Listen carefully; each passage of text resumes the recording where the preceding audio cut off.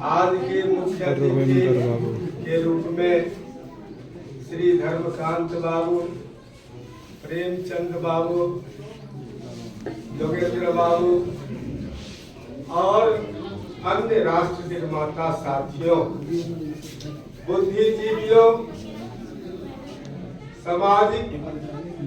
समाज से, विद्यालय से जुड़े हुए जो भी व्यक्ति हों, मैं बहुत दिनों से प्रखंड का कार्य संभाला। पुराने लोग जानते होंगे, कार्यालय में बहुत कम समय देता हूँ, नहीं के बराबर। नए लोग आए हैं, काम कर रहे हैं, अच्छे ढंग से कार्य कर रहे हैं। जहाँ तक बात है धर्मकांत बाबू की, मेरे ही 7 फरवरी 7 में इन्होंने प्रखंड शिक्षक के रूप में योगदान किया था। मैं भी लोहिया नगर से उस विद्यालय में जनवरी में ज्वाइन किया था।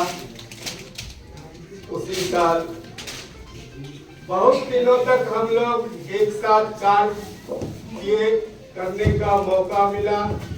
जब 34,540 में नियमित शिक्षक के रूप में दरभंगा में इनकी नियुक्ति हुई, तो वहाँ भी इन्होंने परचम लहराया और जिस क्षेत्र में गए अपनी विलक्षण प्रतिभा से ओत-प्रोत करते रहे। भावनात्मक लगाव इनसे बहुत जल्द हो जाया करता था। किसी भी व्यक्ति से आज तक इन्हें किसी बात से कोई सैद्धांतिक वैचारिक कष्ट नहीं हुआ, जिसके कारण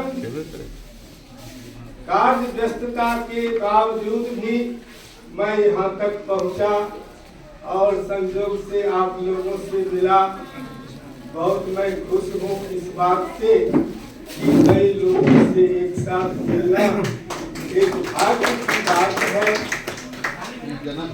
एक सौभाग्य प्राप्त हुआ है। बहुत से लोगों ने बहुत बात कहा। सच में शिक्षक और डॉक्टर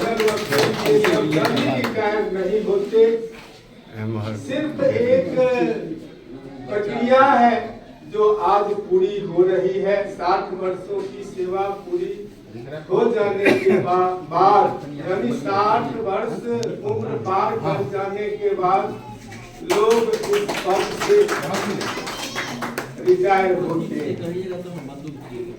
लेकिन यह रिटायर कोई रिटायर नहीं है।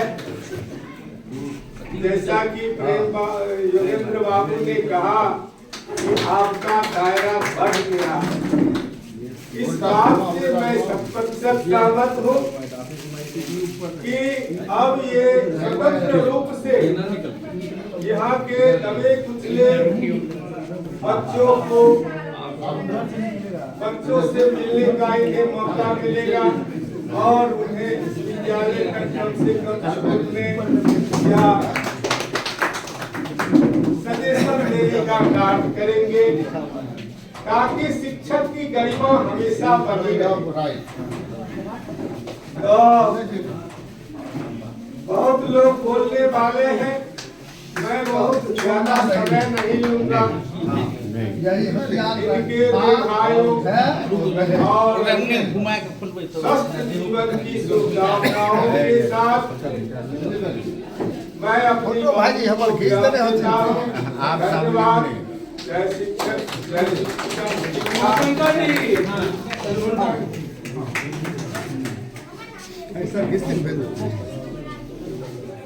धन्यवाद सर। और वक्ताओं की कड़ी में मैं अगला अनुरोध श्री उपेंद्र दास जी से करता हूँ। श्रीमान आप आए और हमें लाभान्वित करें अपने संबोधन से। आज के इस विदाई सम्मान समारोह के अध्यक्ष और इस विदाई के दुल्हा रविकांत बाबू, विद्वान शिक्षक भाई एवं विदुषी शिक्षिका। तो वहाँ कार्यशाला हुआ करता था, उसमें सर्वप्रथम मुलाकात हुई थी। एक क्षेत्र में बिल्कुल ही आगे रहते थे, आज उनका सेवानिवृत्ति हो रही है। यह हर एक सरकार ये सीमित क्षेत्र से अब बहुत बड़े क्षेत्र में प्रवेश कर रहे हैं। यहाँ दायरा सीमित था, लेकिन भय था पदाधिकारियों का, कब किधर से आएंगे, कौन से क्लू निकाल करके सेवा में कुछ बाधा डालेंगे। आज उस बंधन से मुक्त हो रहे हैं और अपने रंजीत सर की कोशिश कर रहा हूँ। रंजीत सर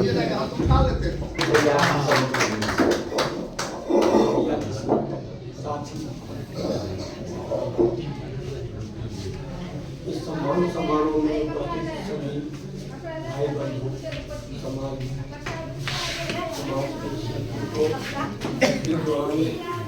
सभी को मेरा प्रणाम। आज इस सम्मान में श्री घनकांत बाबू अपनी सेवा ग्रहण कर रहे हैं। ये मन से ग्रहण नहीं, ये अपने जीवन में इस सेवानिवृत्ति के बाद भी अपना योगदान समाज को देते रहेंगे। जीवन में कई पड़ाव होते हैं, बाल्यावस्था, यौनावस्था, युवावस्था, वृद्धावस्था।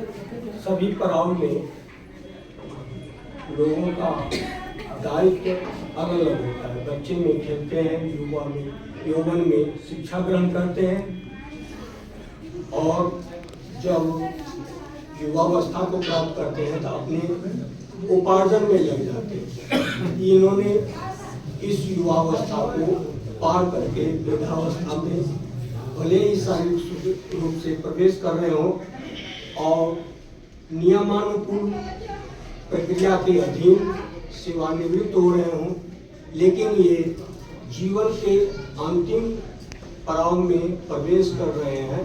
वे उसमें आनंद से सभी समाज के लोगों को अपनी क्षमता बौद्धिक रूप से जो इन्हें प्राप्त है उसको ये ज्ञान को बांटते रहेंगे, यही मेरी कामना है। और वे अपने जीवन में आगे उज्जवल उनका जीवन हो, शांतिमय हो, इस कामना के साथ मैं